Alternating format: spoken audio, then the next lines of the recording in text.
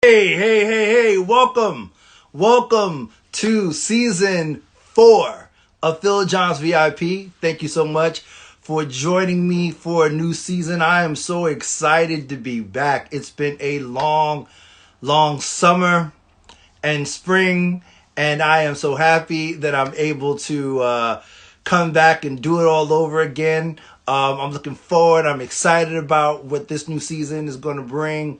And of course, my Saturday night at 8 o'clock will be my regular time. So please come join me every Saturday now until the new year and see what special guests that I have. Once again, I thank you guys for joining me. I know it's been a while since we actually had an opportunity to sit down and talk and break bread together. And I'm looking forward. And no other night is more special to me than the first night because this is my throwback night. And here's where I introduce you to people who have made such an impact on my life personally, how I got to this point, who I am, why I do what I do. You know, I believe in the Maya Angelou quote that, you know, along our journey and along our life, God gives us rainbows. And I've had so many rainbows in my clouds. And one of the people who I consider to be a rainbow, I'm going to introduce to you tonight. It is the performing arts teacher. I gotta say that she was mainly the dance instructor, but she's the performing arts teacher of my old high school. I went to Andrew Jackson High School in Cambria Heights, New York, and we were deemed the unofficial school of the arts because of the creative machine that came out of that school, all the talent that was just raw. And I always say, you put people in a pressure cooker, you're gonna force them to be great. And I'm so excited because Audrey Lawrence has been such a great influence in my life and the life of many people who have crossed her path. So I'm looking forward to having a conversation with her and introducing you guys to her so that you can see this phenomenal woman. I really can't even go into the the resume that she has or the contacts and the people that knows or the experience that she has. I think that would have to be given to you through her because an intro that I could give, I feel like it would not be enough. So without further ado, I'm going to bring her on. I see that she's in the room. I'm going to bring her on and I'm going to introduce to you teacher, mentor, friend, visionary, influence, Miss Audrey Lawrence. Bring her in now. Oh,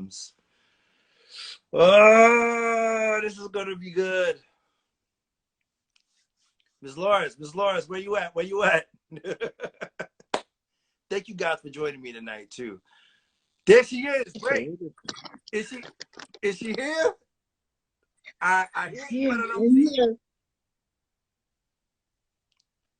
Turn your camera on. There we Turn the light on. go. There you go. There you go. Thank you so much. You did it. Thank you so much, Miss Lawrence. Thank you for joining me tonight. I was trying my best to think of an intro to give you, but I feel like you're too big to contain in just a few minutes. Oh, So it would be very difficult for me to explain the magnitude of your influence in just a short period of time.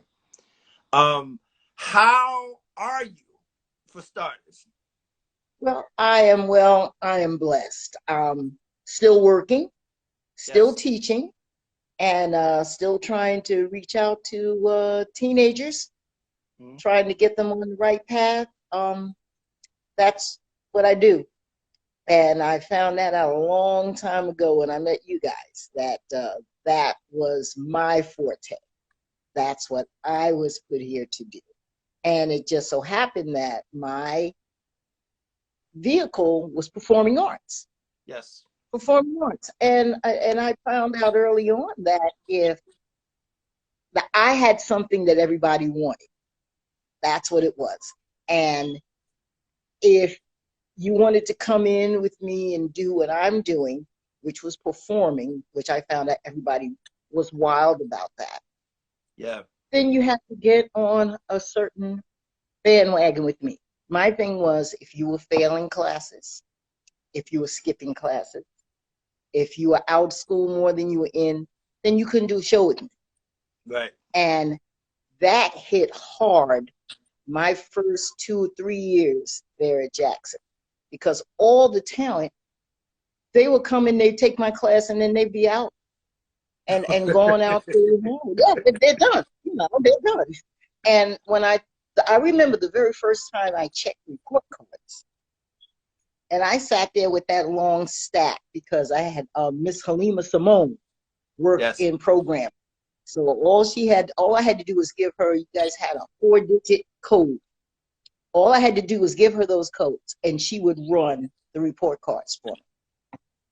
Well, after I went through that and I circled and circled and circled, it became like center stage, because then if you were failing, your name wasn't on the list. And I put the list up on the wall, just like they do in the movie. Right. I put it on the Miss wall. Lawrence, before you go any further, I got to tell you, I got some Jacksonites in here. So, you know, somebody giving you a shout out to say everything you're saying is factual, just so that people fully understand. Excellent. Excellent. I you know, who knows when you're doing it? I certainly had no idea. You know, I was young and full of energy, and I knew that I loved dance and I loved performing, and so I did it the best way that I knew. But I also knew that school and education was important. Well, you know, I got to say this to you, and I've said this to you before, but I want to say it publicly. The influence that Miss Lawrence has had in my life is that coming into Andrew Jackson High School, which is at that time was not really, it wasn't a performing arts high school, No. but the talent that was in Andrew Jackson was always raw and like just phenomenal. And I remember I was a part of the theater arts department, and we were doing a show. And one thing I always loved about the teachers at Jackson is once they saw something in you, they would guide you in the right direction to where you should go. So I believe it was Miss Lawrence and Miss Woods actually introduced me to the Black Spectrum Theater, where I started working with their U company, and I started my professional play at 16. And from there, and that's where I met, like, so a lot of people that you see me interview on IG, like Big Les, all of them I met at the Black Spectrum Theater. You know, yes. Murray Shupak introduced me to the Sullivan Street Players, which I got, I would, you know, I wasn't going to Manhattan until then, but there was always a direct, like, just as hard as you would crack the whip, yes, you would also uplift. Yeah. Oh, yeah. Because the talent, like you said it yourself, it was just amazing at the time, and it was just so much of it, and it wasn't blown out of proportion. Like, nobody had a big head about it. It's just what it was. Mm-hmm. It's what it was. These people were in school.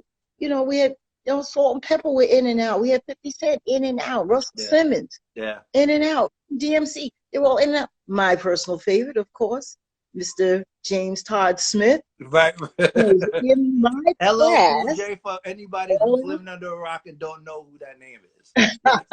And I remember asking him that in class one day when he was talking about LL Cool J. So I said to him, well, what does that stand for? And then he told me, ladies love Cool J's. And I told him, I said, ladies will love you more if you know how to handle your money and numbers, because I was teaching remedial math at the time. And he was in that class. And I said to him, you're not going to be good to anybody if you don't know how to count your coins. And look at him. Right. Look at absolutely. Do you see anything? You don't see any bankruptcies next to his name or anything like that. You don't see any of that. Okay, none of that. But the talent was there. It was underspoken. Like I said, nobody had a big head or anything. And the talent shows that we gave at Andrew Jackson were epic. Yeah, epic. They were epic. But so let me take you back for a minute. Okay. Where did it all begin for you? Because there was a journey that led up to the woman that we encountered. So where did it begin for you? No, my mom and dad put me in dancing school. Bernice Johnson, my god sister, lived across the street. she went. They put me in at 5 years old. And I was there on South Road going to dancing school. And that's where I met still best friend Carolyn DeVore. You know, she was there. And BJ put us to work. She saw something in us that we didn't even know. And she put us in charge. Like I was in junior high school when she put me in charge of what I learned was one of the largest classes ever. And those were every under the age of 7. Yeah. I had like 125 kids in class. And then I remember when I taught there every Saturday, every Wednesday night, loved it. When I went to college, and I went to Hunter College right there in Manhattan, and I majored in health education. And that's where I made my decision to work with teenagers, because I had already worked with the little people. And so then I decided, you know what? I'm going to go to the other end of the spectrum. But I chose health so that I would be able to speak and have a little freedom talking with teenagers and trying to get in their heads and right some of the wrongs that, you know, you pick up as you grow up. You know, as a teen, you pick up all kinds of things. And that's how I got to the other side. That's how I got to high school. And I found out that my first class that I taught, I was only 4 years older than everybody sitting in there, because they gave me like seniors. And I tell you, we had some of the best conversations ever. So what was the draw to you as far as not only as teacher, but also mentor? Where did you feel like it was needed? There were lots of young ladies, and then I found out the young men too, who were kind of raising themselves. They didn't have parents at home, and I would find this out and I'd be horrified, because I'm like, you need to get home. And then, well, I can get home whatever time I want. There's nobody looking for me. And I was just like, oh my God, they're 15 years old. What do you mean nobody's looking for me?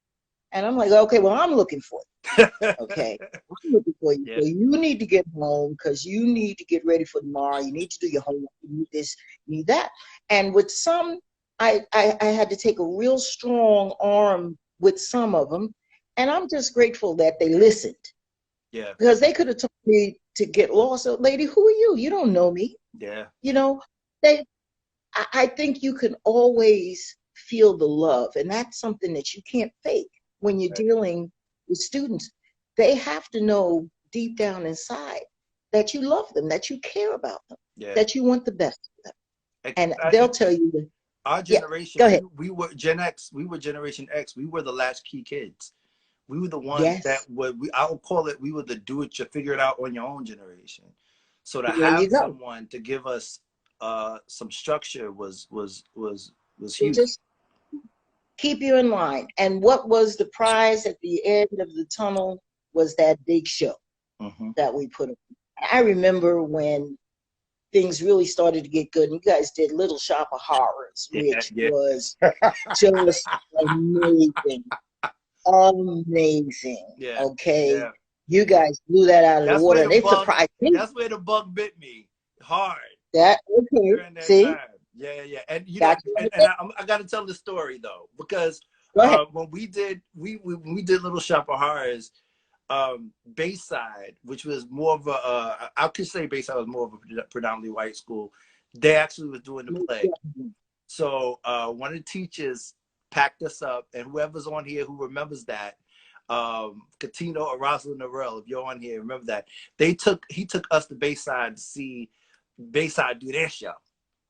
Okay. And we were like, I remember sitting there like, oh, what, like, you know, with the three black girls that did all the vocals, they had like 4 white girls, so the vocals wasn't as powerful. But then you came to Jackson, so then Bayside came to Jackson, and we had Rosalind, we had Katina could sing, Taisha could sing, like all these girls could just blow on their own, and we blew it out the water. You sure did. Blew it out. You sure did. I remember. I remember saying, and I was like, yeah. You know, so it was always. It's almost like it's interesting because I feel like you saw something that we couldn't visually see yet.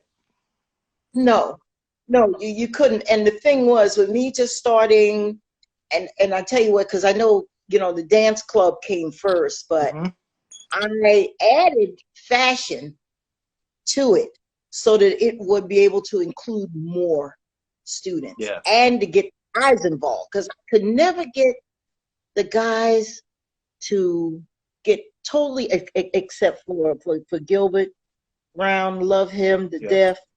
And, you know, he came in and he danced. He danced for me. He did. But to try to get him involved, it was really hard. So I said, why do fashion? Right. And, you know, guys they won't mind that. And that's where they came out the woodwork. Yeah. You know, they came out the woodwork to fashion. Put on your overcoat. Let's go. You know, let's. One mother came up to me. She was so excited. She says, I just want to hug your neck. She said, my son's been walking around looking like a thug for years. She said, here, you got him in a 3-piece suit. She said, with dress shoes. I'm like, oh, yes. Yes. But, you know, you don't realize, and that's the beauty of social media now. I mean, these are things that I'm learning now that I would have never known. You know, as a teacher, once you graduate a student and that cap and gown and the tassel and you bye-bye, you don't hear from them. Very rarely do you hear from them ever again. So you don't know. Did they do well? Did they get married? Did they have any children? Did they do this? Did anybody win any awards or anything? And here, I have a laundry list of accomplishments that I was just able to put my finger on and just kind of push them in the direction. And it's amazing. And I think that once I found out that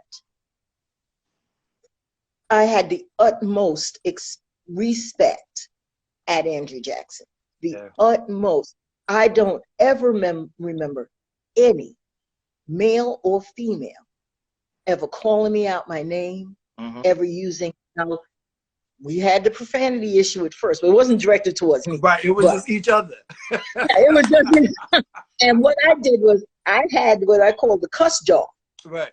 And I had that up on the table. And so if you dropped a couple of profanities, and I believe it was for every syllable, not just the word. Okay. Because I can remember Nikki Muhammad coming up and dropping some money in the and went over and cussed somebody out. But she put the money in the bucket first. Because but after that, we got rid of that. Because I tell you, ladies and gentlemen, and people are gonna look at you and they're gonna judge you. Well, I can speak for myself when I say this, and I'm gonna say it publicly for the first time. I had a problem with disappointing people. I very did not want, and one of the people I did not want to disappoint you at all. So I think it was around my senior year where, you know, I had done a show outside of Jackson, and I remember coming to you. I remember you coming to us talking about the talent show, and I had agreed that I was going to do the talent show, and I got caught up, and I didn't tell you, I didn't say anything, I just didn't come through. And I remember, and it might have been a rehearsal or something like that, but I remember seeing you in the auditorium, and you was like, I ain't got no words for you. None. No words for you. And I was just like, what? And you said to me, always be a man of your word. When you tell somebody you're going to do it, you see that through. Do it. And there's never been a time where I've mentored young people that I didn't say the same thing. All right. Because it means something. Sometimes that's all you have. Yeah. Sometimes that is all you have. You don't have any backup. You don't have any money. You don't have any resources. All you have is your word. Yes. And your word should suffice. And you have to make it so. Yeah. But I didn't want you to turn into the type of person and say, okay, I'm going to be there. And then we sitting there, we're looking, well, where is he? But wait, that wouldn't have been me, because I don't wait for anybody. Right. I would have been snatching somebody out the wing. Okay, you going on. Right. Okay. He's not showing it. Let's move on to the next person. But in real life, you get caught in those situations. Yeah. You know, you get caught in those situations where they'll say, well, he's not here. Let's put the next person on. But Yeah. you want to be a man of your word. And I'm so glad. Yeah. I'm so glad you're passing that on, because that's important. That Yeah. is important to today's youth. And you work with them, so you know Yeah. exactly what I'm talking about. Because if you don't come correct with them, they're not going to do And you know anything what, Miss for you. Lawrence, I'd rather them screw up with me, and so that I can catch the mistake before they go out there and the other people The world, see them, quote unquote. and it comes Yes, across like they don't know any better. So screw right. up with me. Let me correct that before I send you out. And There you go. it's like I get it, and I say that, and I've said this before, but I haven't said it publicly. There were things that you all did and said to us that we didn't get until we really got into the world, and we saw Yes. firsthand what it was like. And to for you guys to it wasn't so much that you were being so strict, but you cared so much because you had to sit at the table with people who weren't the same culture as we were, and hear them and how they felt and talked about us. Oh my So to that, goodness. I am very grateful. Yeah, and you know something, that was the job. That was the job.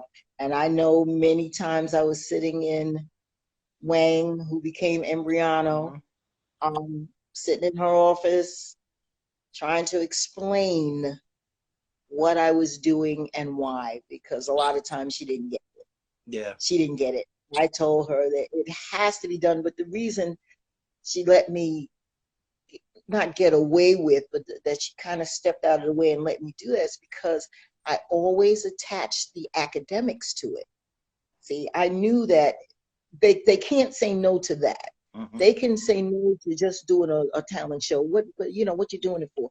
But if I have grades and attendance Mm-hmm. attached to it, then it has a positive effect down the road. And Lois Bryant, I remember her writing a recommendation, and I have it down here. When I left New York and came to Florida, she said in my recommendations, let Miss Lawrence do her program. Yeah. She said, and she quoted statistics of the percentage of graduates that went up steadily year by year by year by year, going from maybe only 63% graduating, Right. then going to 72% graduating. Right. And I think the best numbers we had was like 87%. Now you remember, Jackson was on the 10 worst high schools in New York City. Yeah. We were number 3 Yeah. on this. We were the first ones to get metal detectors. Yeah. Okay. We were the first for a lot, and there was a lot of negativity attached with that school. And that's why when we would go out and perform, people couldn't believe it. Well, this can't be Jackson. You know, and this I, can't, you know, this can't be. now that I know better, I could say that there was probably a lot of politics behind that. Oh Yeah. yes. Oh yes. Oh yes. There was. And we roll with the punches. Mm-hmm.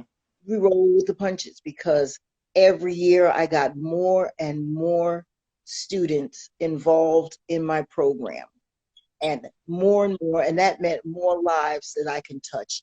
And there were people who would try out and didn't think. Her name was Leslie. I can't remember her last name now. I remember when she looked on the wall and saw her name on the list for Fashion Club. Mm-hmm. She was over there crying. She was over there crying. I said, "Girl, you be crying? You in the club? What?" She said, "I didn't think I was gonna make it. She Right. said, I didn't think I was gonna make it." Oh yeah, you're gonna make it, and we're gonna work, and we're gonna be fantastic at it. Yeah. You know and that was the thing. We're not just going to do it. We're not just going to be mediocre. We're going to be fantastic. We're going to be great. And Right. when they look and say, "That's Jackson," that can't be Jackson. They're flipping their programs, looking, say, "That's Jackson." Yes, Yeah. Jackson. We can hang out with the big guys. Well, did We you can ever hang out with. did you ever think when you look back at it and you see a person like Keechant Sewell, who's the police commissioner of New York City, and you see Jeanette Branch, who is the stunt double for Niecy Nash, is a writer Right. producer. When you look at all of these people, Hype Williams, do you ever I know. did you ever like how does your influence continues to grow and grow and grow? And I can speak for myself because the things that you've imparted in me, I impart into others, so the legacy continues. Did you ever Yeah, consider? but I think deep down inside, I always knew that their personalities were larger than life. Mm-hmm, JJ, always larger than life, always over the top. And I knew she was going to go somewhere. I mean, Keechant was just phenomenal. mm-hmm. Everything she touched turned to gold. You know, she was fantastic dancer. She was a model. She was on mock trial, Yeah, and so I knew she would be involved. I always thought she was going to be a lawyer, though. I really yeah, thought she was going to go that way. But she was a hype. Oh, they were bigger than life, but they didn't know they were bigger than life. And I could feel it.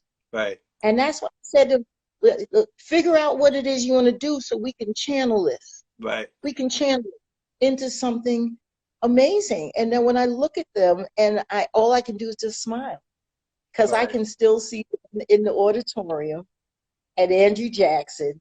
And I'm telling her, get over here, do this, why are you late, so forth and so on. You know, so-and-so spoke to me this afternoon. The teachers used to come to me, which I thought was very, very positive. Mm, They would come to me and they'd say, okay, you know, XYZ is not doing this, so forth. And then I'd get on. I said, you know, your teacher came to me. I don't like that. oh, But you I don't know want them to that. come to me again. Yeah. So we can straighten this out right now. What's the problem so we can get it together? Okay. But a lot of them, they stayed out of trouble. I had a couple that would be in the dean's office, and I would go in there and I'd negotiate with Rogoff and Siegel. Mm-hmm. They were the ones in charge. Yes, yes, and they were funny because they taught like physics, Yeah, but they were in the dean's office. And if I walked by and saw one of mine sitting in there, you know, I'd go in. Oh yeah, I'd go in. I'm yeah, like, hey, what's up with this? right, Well, I'm getting ready to send them home for so and so and so. So, well, what happened? right, And they tell me what happened. I said, okay, let me handle this one. You know, let me handle this one. And a lot of wow, times, 9 out of 10, they let me handle right, it instead of sending them home right, for the school suspension. You know, even we had a couple of fights that you can't stop everything, right, but right, right, they okay, listen, we're gonna let you deal with them. right. And I think my thing was far worse because all I had to say was, oh, we got a show coming up. And that was You it. think you're gonna be in my, you think you're gonna be in my show? You here fighting on the staircase? How does that make everybody look? You Right, know, we can't.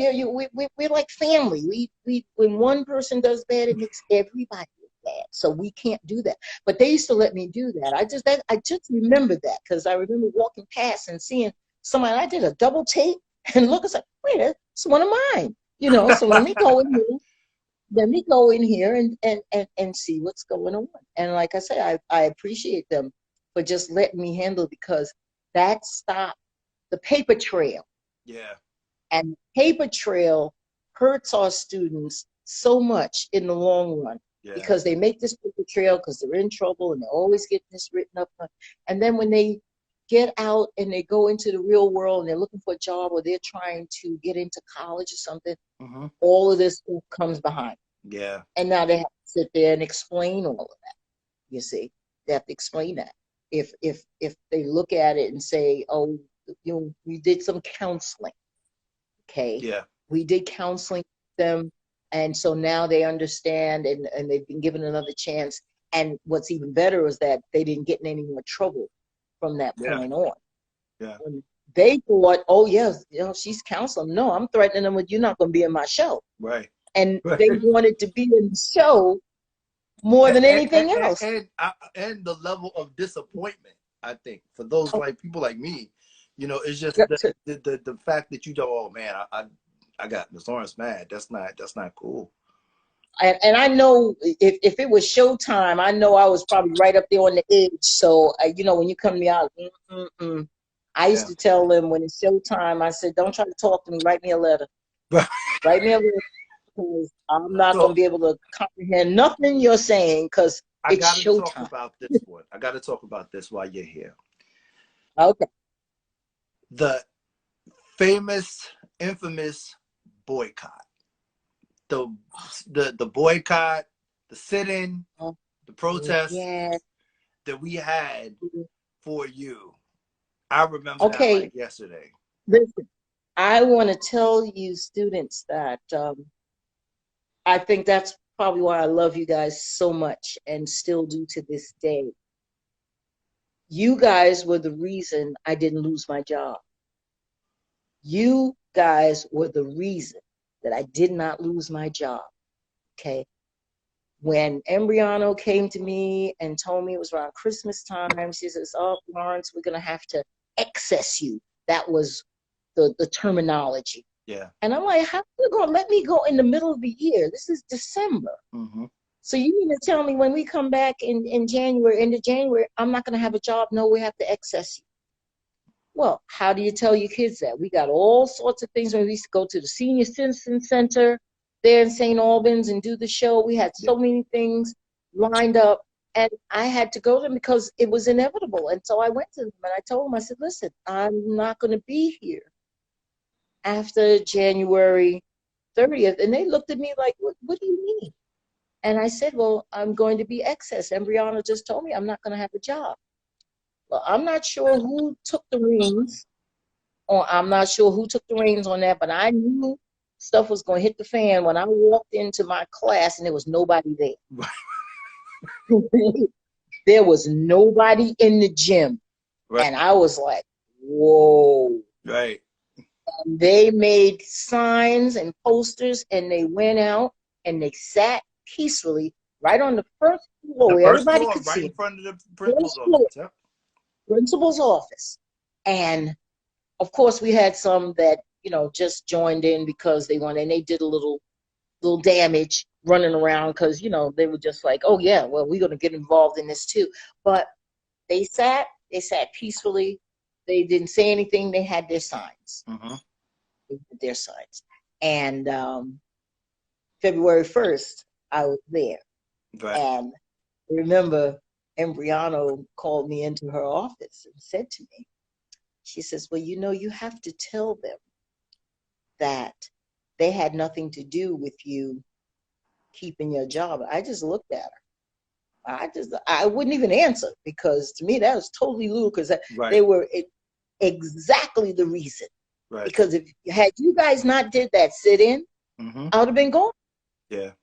I would have been gone. And they wouldn't have bothered to try to replace me with another dance teacher. Mm-hmm. They wouldn't have bothered with that. Mm-hmm. And see, like I said, Carolyn DeVore was there before me, and she made sure when she got assigned to Cardoza, she called me and said, there's a dance position at Jackson. I need you to go in there.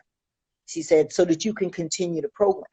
Mm-hmm. And that's where we got the continuity. Because when she left, then I just took up the reins. Mm-hmm. I was there for 15 years. I mean, but she wanted me to tell, she said, I need you to tell them that. And I never answered. I just looked at her. Right. And I was just like, she always came from a different, you have to learn, and I know you're out in the real world. You have to learn how to deal with people where they are. Yeah. And sometimes it's best not to say anything. Yeah. Because we would have had an argument, and then it might have been something where, oh, well, now we can't have dance anymore. We're not going to have this. We're not going to have that. I wasn't jeopardized. I wasn't doing that. Right. I wasn't doing that. So I just folded my hands. And I sat there and I looked at her. And she realized I wasn't going to answer. And she says, well, I'm going to let you go now. Thank you so much for your time. And I came out. That was amazing. It will always be amazing in my eyes. And I think that's why I have so much love for you guys for doing that. Because you didn't have to, You didn't have to. You could have just said, oh, yeah, well, she's gone. We'll get somebody else. Not knowing that wasn't going to happen. Right. But that could have been the attitude. It's so interesting to me because I now know that, when it comes down to having such a powerful influence with Black and brown children, that for some reason the powers that be don't want that. They Because it don't goes like it. against the narrative that they're trying to paint. Exactly. Right. Exactly. How dare we be so talented Mm-hmm. and well behaved and well spoken at the same time? Mm-hmm. Because by that time, if there was any profanity being used, I never heard it anymore. They didn't even use it toward y'all. Didn't even use it towards one another. Mm-hmm. Everybody spoke well. Everybody spoke it really good conversations. I heard many of argument be debated out instead of Yeah. people deciding they were going to fight. Yeah. The fights went down to zero. Yeah. Okay, they went down to zero because everybody realized this was a place where we could be safe, and we can work, and we can enjoy our talents as we have them. Okay, enjoy the talents. Look at Kakima Ziegler. Oh my God. She's a prophetess. Yeah. Okay, preaching the word of God. Yeah. Jawan Williams, he's a minister. Jawan. Okay, Yes, and he's absolutely. Jawan, Yeah. yeah, Yes. and those are just the two that I know about because I see them on Facebook. I Right. keep in touch with them, and I'm just saying how powerful, because you guys do. You had no way of knowing this, but I used to take my Delaney book and all my stuff with your names in it. I used to take that stuff and put it up on the altar in church every Sunday. Wow. I prayed for everybody. Yes, I did. Wow. And that's something that you can't do that in public school. Right. You see, Right. you can't do that in public school.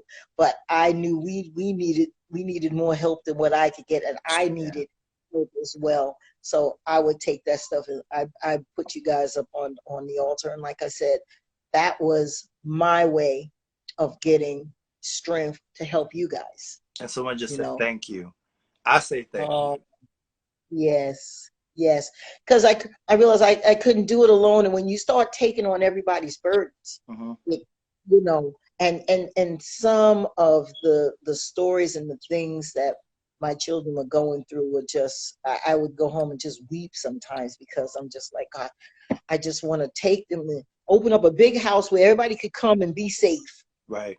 We had girls that, they're fighting their mother's boyfriends and Right. getting put out the house because mom is not paying attention. Right. Guys too. Yeah. Trying to be forced to sell drugs and things that they didn't want to do. They didn't want to do that. That may have been what the family was doing. Yeah. But that's not where they were going. They were going to college. Yeah. You see, because that opportunity was made. I made it clear. If that's what you want, you can have that. Mm-hmm. And people say, well, I'll never go to college. Nobody in my family ever went.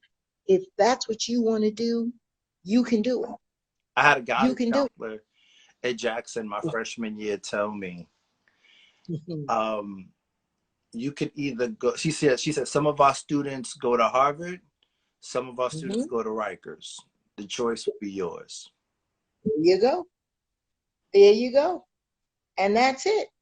And that's it. And a lot of times, and that was made you think about a choice, but think of the guidance counselors that actually told some of our brightest students, well, when you graduate, you need to just get a job. Mm-hmm. You don't need to go to college because, you're done. Mm-hmm. You did good here in high school, but you're not going to go any further. Right. How dare they? Mm-hmm. But they did that to so many of ours, and they fell for it, Yep. Unless they had somebody that said, no, that's ridiculous. Right. You can do whatever it is you choose. You can do that. You can do that. And I know what reunion did I go to? Class of '88 a couple of years ago. They had. I was so mad about that. I was like, how y'all know, get Miss Lawrence and didn't tell everybody else? Well, that was, that came quite at the last minute, and who made it happen for me? Rob. Well, no, Karma was there, but Rob Jones was the one that said to me, "You're going." He sent me my ticket. He sent my ticket, and that's how. And then it wound up that he couldn't even come that year because something had happened. Right. So he couldn't come. He's out in Seattle, Washington. Yeah. Doing quite well. Yeah. With his plumbing and electrician, he is like the man out there on the West Coast. Yeah. But he made it happen. he made it happen. And of course, Karma took care of me the entire time that I was there. That's my baby, my Karma. Karma and Michael Hammond. How do you feel when you see the manifestation of your hard work? It makes me want to cry, because I know that that's what I wanted for them. And I know that it hasn't been easy for a lot, but I still wanted for them to be successful. I mean, Karma, it's the utmost with her. She opened her own dancing school. I named her dance. Yes, in Baltimore. Or right for Johnny Cake Road. I know where it is. Yep. Yeah. Karma's Dance Factory. She said to me, she said, Miss Lawrence, I'm going to do it. So I'm going to do it. What do I need to do? And of course, I laid it all out for her, what she needed to do. And she went down there to Baltimore. And I tell you, after 5-6 years, she found out that she was doing so well, she didn't even have to have the other job. Right. That's right. But I told her it's always good if you can work, like being a teacher works real good with being a dance teacher. Yeah. It works hand in hand. And so that's what she does. Her school is phenomenal. There's nothing she doesn't do in that school. She does it all. She gives 316 parties. She lets them, they have meetings there. She has dance classes. She does recitals. She does daycare. She does summer camp. She has lunch program. I mean, it runs the gamut. And I look at that and I'm like, wow, that is amazing. Yeah. That is amazing. I think Ms. Lawrence, we understood what we there was a point in our lives where we fully understood the mandate. There you go. Understood the assignment. Yeah. You guys took it and ran with it. I tell you, I don't even know what the movie was. I've seen a couple of movies where I look up and you're the mailman or you're ringing somebody's door. I'm like, oh, that's Phil. That's Phil. That's what I'm students. Sometimes everybody have to run and come look at the TV. Thank you. I did that the other day. That's right. I don't even know the movie. I was just watching. I was like, that's Phil. Right. That's Phil. You know him? That's one of my students. It just gives you, it's like you're reliving. And it kind of plugs me back in. Okay? Plugs me back in because I'm getting old now. You know? I'm getting old. There's a whole lot of things I can't do anymore, but I can live through you guys for sure. What do you think our biggest hurdle with kids today, and how could we incorporate the arts more in their lives, and what's the different because I know they're very between Gen X and millennials is different, but Gen X and Gen Z is completely just two separate worlds. So this Gen Z, how do you handle them? We're fighting social media with this generation. And that's a tough act to follow. You have to instill the discipline. You have to instill the discipline. When you're working with your groups, you need to take the cell phones, make them turn them off, and lock them up somewhere. A lot of times we use the things that you put on the door, put your shoes in. Right. You can put that up there, put the phones in it. That way everybody can see it. You can see if anybody's walking over to it or anything like that. You got to get, their attention is in that phone. And if you can get that away from them for 20, 30 minutes, then you'll be able to get your point across and explain what you need and how you need it done. They cannot do it with that phone. And I think that is the biggest hurdle with this generation. Because you have to explain it to the parents. The parents are so sensitive about it. Like the parents are like, why are you taking the kid's phone? Why are you taking my child's phone away? And it's just like, yeah, because they don't get it. Yeah. These parents don't.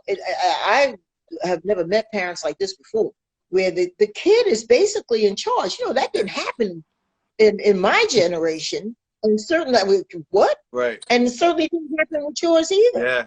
You're taught you obeyed the adult in the room, whether it was somebody. You know how many kids will tell me, well, you're not my teacher. I said, yeah, but I'm telling you to put the phone down. Because, I'm not speaking until everybody's put the phone down. Right. And then I let them know you're responsible for what I'm saying, whether you had the phone up or not. You're not going to be excused. You are still responsible for what I say. You let them, and you explain to them why you're taking the phones, and you let them know that it's a competition. It's a direct competition. Mm-hmm. You're trying to teach them certain things, and you cannot compete with that cell phone. Right. And you're not going to do it. And so this way, if somebody feels, well, they've just got to have the one, then you can take your cell phone Right. and you excuse yourself. Right. And don't be afraid. Don't be afraid to take that stand. Y'all were taking Don't away be afraid. look, y'all were taking away beepers from us, and the little beepers. Remember the beepers? The That beeper, was it. yes, Beeper in the because we didn't bedroom. have. That was it. That's That it. was it. And we had a payphone in the front hallway there at Jackson. Yeah. There was be a line out there, people trying to make phone calls. But you're right. We didn't have that. That was the beginning of it, the beeper. Yeah. But see, even with the beeper, there was still time. It was an element of time because you couldn't get back to that person right away. Right. Right. Not right away. Right. See, these kids get it. It's immediate. Yeah. Somebody, and I can hear them zzz on the desk because I'll tell them put it in their backpack. They sit it on their desk. They can still hear it vibrate, Mm-hmm. and they're going to pick it up. And I told them, I said, that's why I told you put it in your backpack. Because if it buzzes, you're not going to be able to ignore it. And they'll pick it up, and then you've lost them. Yeah. Because now they pick it up, and now they're, and you're done. And they'll say, oh, I'm listening. No, they're not. So that's the competition. And you just explain to them, I was always upfront and honest with you guys. Yeah. This is how, and a lot of people didn't like it, and I'm sure there's a few out there that say, oh, Miss Lawrence, oh gosh, she got on my nerves. I couldn't stand her. It is what it is. Right. Right. It is what Absolutely. it is. Okay. That's what I needed at the time. I needed your attention so that I could teach you what I needed to teach you. Right. And whether you use it or not, and I'm sure for some folks, 10, 15 years later, because you guys have been out of high school, man, a long time. Yeah. We're not even going to talk about that, but I'm sure at some point in time, you probably has said something, and you was like, wait, Ms. Lawrence say that? She told me that. I'm telling you, there's not a time that I've mentored people. Like I had two young people in particular who I'm extremely proud of.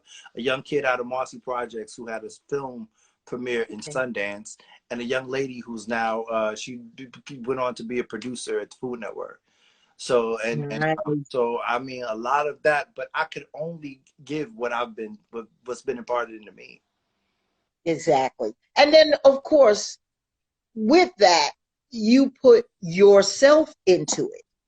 You put your personality and how you feel about things. Because a lot of this, I got from my dance teacher, but there was a lot of things that she did that I didn't like. Yeah. And so I changed, you get rid of some things and you hold on to some good things and you make your own program as you go along.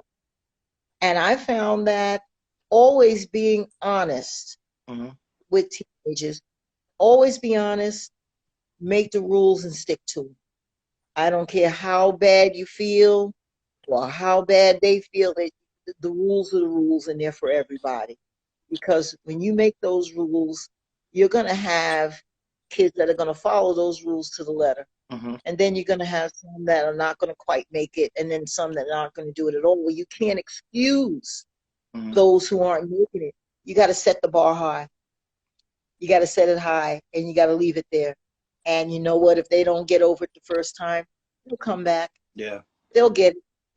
They'll get mad at first, and you'll be the one that they hate. And I hate her. That's when somebody just said that to me last Thursday. I hate her. and I told her, that's okay. It's all right. You'll be okay. And I said, and I can live with that. Yes, I can live with that, and that's not what you know why? Because you see, you have lived long enough to see it work out. Well, that's right. That's right. It sure does. It does. It does. But like I said, this generation it's instant gratification and the sense of entitlement Mm-hmm. that has to be broken down as well. You know, in your class, when you're doing your thing, it, things have to be earned. Yeah. You just don't get it because your mom is president of the PTA or Right. your dad has donated $5,000 for new curtains or whatever it is. Mm-hmm. That's not why you'll succeed. You succeed because you're doing what I'm asking you to do and you're doing it the right way, not because mom and dad have done XYZ or because your family has always done this down the line. That's no reason. Right. That's no reason. You know, you're not entitled. You have to work for it. What are you grateful And for? I am grateful for life. I'm grateful that I have loving family around me. I am most grateful that I am able to sit here and look you in your face and talk with you just like we're sitting in the auditorium. Yeah. It is amazing to me the technology. It's hard to explain it because you guys are grown adults now, but there's a certain spot in my heart for those 14 and 15-year-olds Mm-hmm. that used to run around like knuckleheads. You know what I'm saying? There's a special place there that I look at them and I was like, God, these kids, they, they, I can't even compare you guys to today's generation. There's no comparison. Yeah. No comparison. The love was there, the respect was there. I don't get that now. And like I said, I'm still teaching, I'm still in high school, I'm still dealing with freshmen, you Mm-hmm. know, 14, 15 years old.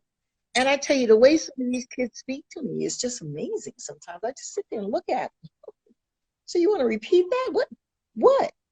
You know, I always say what that. I always think that my generation, because we were to do it yourself, or we were told to like figure it out ourselves. Generation. I think that a lot of times we give our kids more so that they don't have to feel like that they're missing out on anything.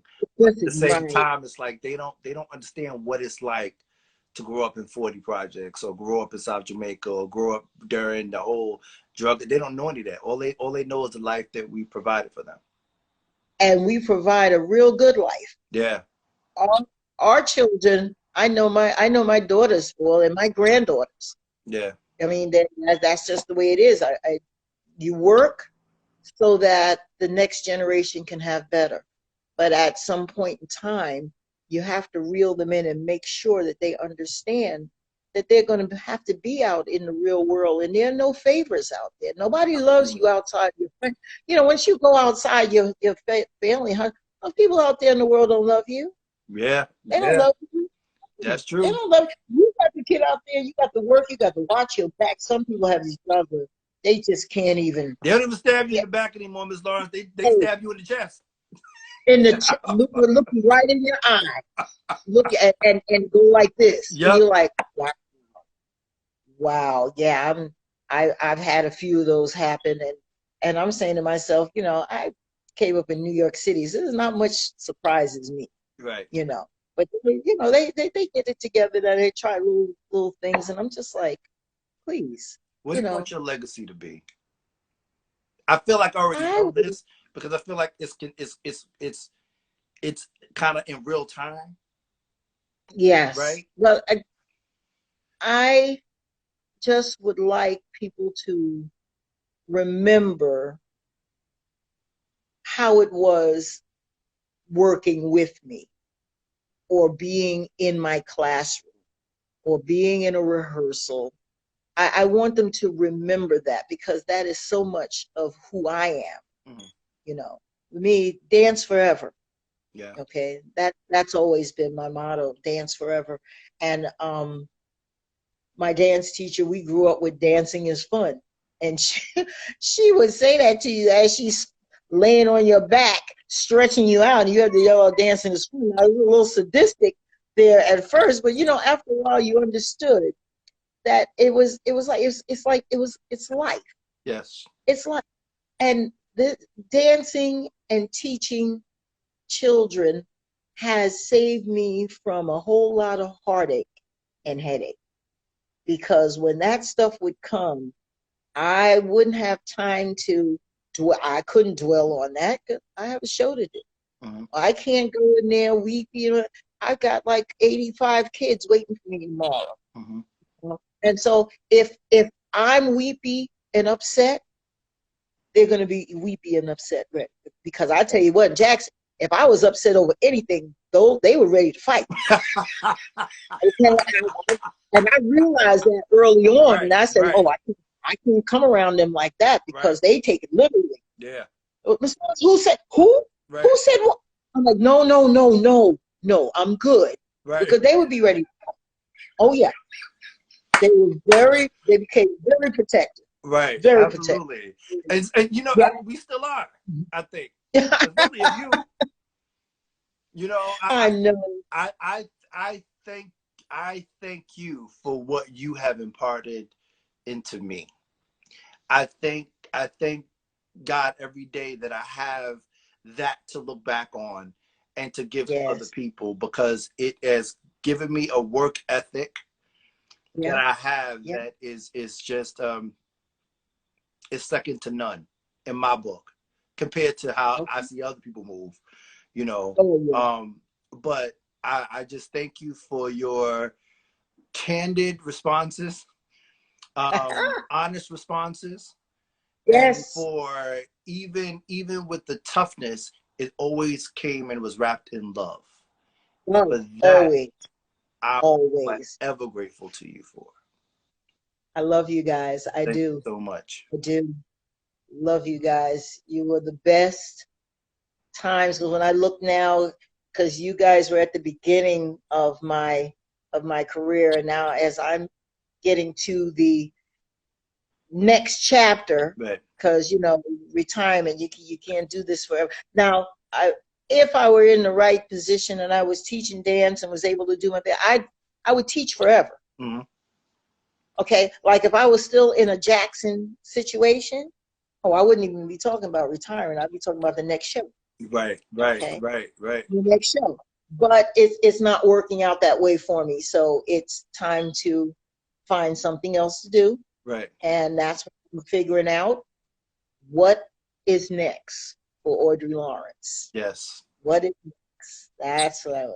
But I love you guys. And whenever these reunions come up, if there's any way that I can get there, I'm there. Yes. I'm there. I just love being around you guys. And it's the love. It's the love. You plant the love.